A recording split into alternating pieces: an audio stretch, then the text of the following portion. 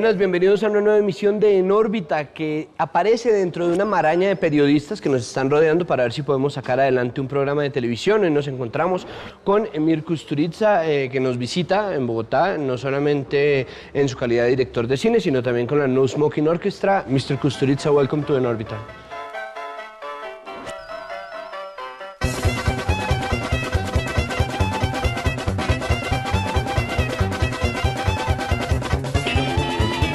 I know journalists have been busting your balls for a long time now, and I do apologize, but I'll try not to importunate you so much. You declare yourself a Yugoslavian. How do you think that position works in the world nowadays? It's been many years since the conflict in the Balkans, maybe not that much, but... I must correct you because after the war ended, and I always stayed Yugoslavian because Yugoslavian means understanding many ethnicities. So in the meantime, I just found the roots of my family, and I am Serbian. But I will be never against being Yugoslavian because it means more than just one nation. Yeah, my question is, what does it mean to be Yugoslavian? It means to be the man of the world. It means to be understanding even World War I, because first time Yugoslavia was mentioned, not physically, but in fact as a term, was before the World War I, during the organization Youth of Bosnia, which was planning and executing the assassination of Franz Ferdinand, 1914, 28th of June. It was the period when all the small states, including Croatia, Serbia, Slovenia, Bosnia, they were all colonized, and they were all in the unbearable position. So there was a movement that in fact was speaking about creation of Yugoslavia that came as a result of the World War I. What do you want to say with your movies? I want to express my sense of freedom. I want to continue being autonomous, to do what I want mostly, not 100%, and to be on the top of the idea that the world could be a better place to live. That's why I believe into micro conceptions, and I created small village. Now I'm creating a small city in which I want to continue planting and employing my utopistic ideas.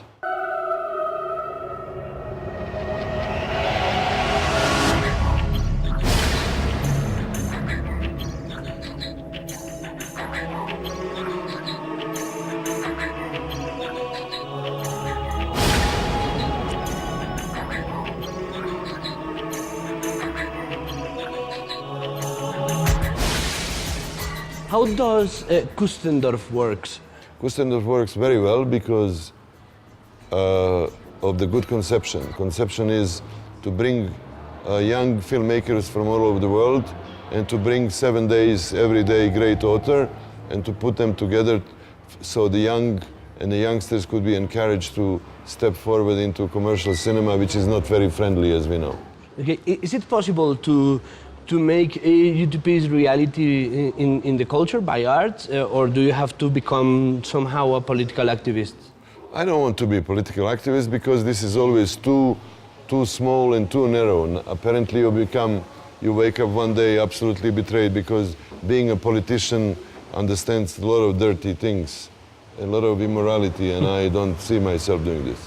Yeah, but by being... I like to make comments, I like to fight for good ideas, I want to make a noise about this, but political activist, this is too late.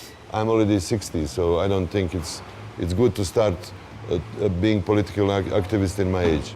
Is that what caught your attention on Maradona? The Yes. fact that he was a kind of an activist, but not an activist? The last hero, football player who thinks. Football players today, they believe into money and play, but Maradona was one step upper because he believed in justice, he believed in position of his country, he believed in many good things. This is the place. Está mejor el campo ahora que el día que jugamos. Ese día llovía. Si yo fuera Maradona, viviría como él. Cuando hago así, el arquero estaba acá, casi en el punto del penal. Yo me acuerdo la cara del arquero que hizo. La vida es una tómbola. What did you learn about Latin America by following Maradona? I've learned something that I didn't know before, which is the similarity with the Balkan people. The idea that life is not just when a man or woman become a function.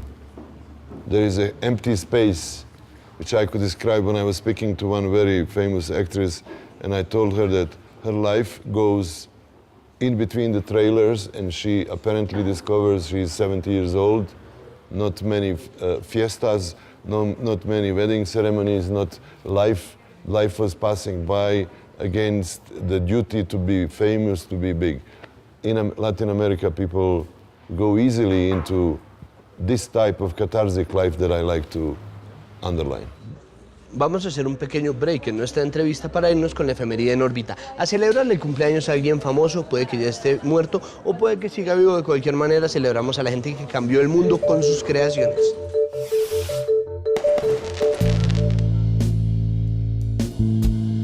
A Prevert lo conocí cuando era un adolescente, hoy ya soy muy viejo, ya ha pasado mucho tiempo. Y lo conocí, me acerqué a él sencillamente por el surrealismo. Los jóvenes que se quieren. Era un hombre especial que se enfrentaba a los demás con un lenguaje hiriente, irónico, sarcástico, cómico, que fue rechazado inicialmente. Los jóvenes que se quieren se besan de pie. Simplemente un hombre que rompió, que fue capaz de decir las cosas que no podían decir otros. Se escribió poesía, libretos, canciones, guiones cinematográficos, pero fundamentalmente fue un hombre, un poeta, que escribió una poesía que tenía la característica esa de la fractura, de las ideas colocadas una tras de otra de una manera absolutamente aleatoria. Era un verso tras otro por olfato, era un verso tras otro para tratar de protestar contra un orden establecido. Tan solo su sombra tiembla en la noche. Cuando uno tiene esa sensación de no estar pisando el piso, hace una poesía tenue, delicada, transparente, capaz de llegar a los lugares donde no somos capaces de llegar los mortales. Ese era Prevert.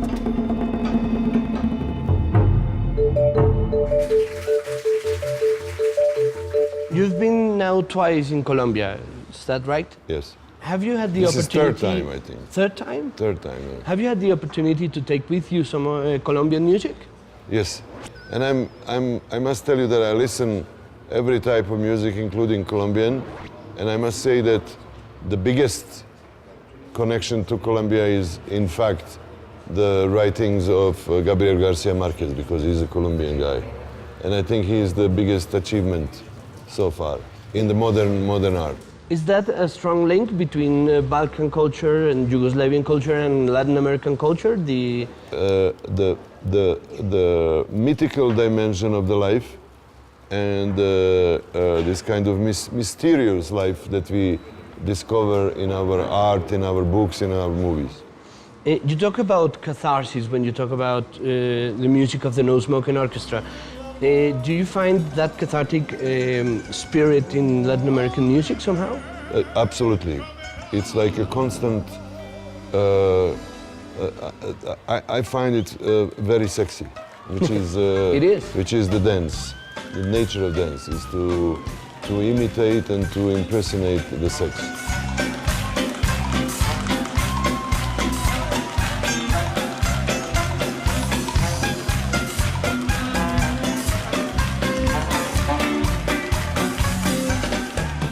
Where do you think, or what do you think is the role of film in education in regards of history and history of conflict, which is something I that... think it's big, but the problem is that the mainstream cinema is mainly relaxed from the weight of life of contemporary people.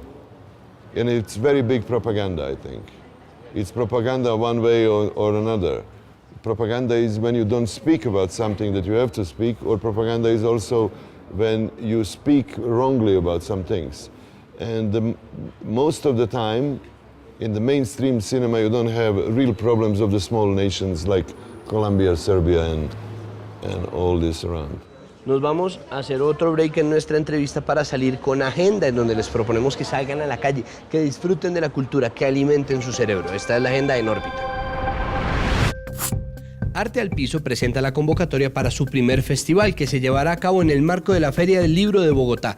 Todos los artistas, ilustradores y diseñadores del país podrán participar enviando su portafolio junto con una propuesta visual en torno a la temática Ilustradores de Libros. Los interesados podrán enviar sus trabajos hasta el 21 de abril. Luego de la acogida en su preestreno en el Festival de Cine de Cartagena de Indias, llega a las pantallas Ciudad Delirio, una cinta colombo-española dirigida por Chus Gutiérrez y protagonizada por Carolina Ramírez y Julián Villagrán. El largometraje estará en cines desde el 11 de abril. Do you support any football team in Serbia? Partizan. The Partizan? But what's the role of the football nowadays in culture and in building identities and in building political identities and in making statements or spectacles? It's a simulation of a war, and it's an ultimate expression of power. Of power of those who have fuel, those who have a BMW, those who have a beautiful country behind and powerful industry.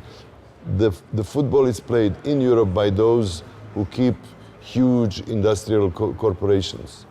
Unfortunately, they could pay anybody. In Russia, they could pay because they are rich because of the fuel, but real talents always come from somewhere else. Africa, Yugoslavia, Latin America. Yes, Latin America, Africa, and if you look the Premier League and if you look all this around, you will see that in fact most of the best players are not from these countries that we are speaking. All these things said, and to finish this interview, is conflict a motor of culture? Conflict is the nature of human societies. And trying to say that there could be not conflicting social environment is a lie. We could optimize the position in between the bigs, but they want to maximize their wishes, and that's the problem. Mr. Kusturica, thank you very much. Welcome. Señores, estén pendientes, esta entrevista completa la pueden ver en www.enorbita.tv. Hasta luego.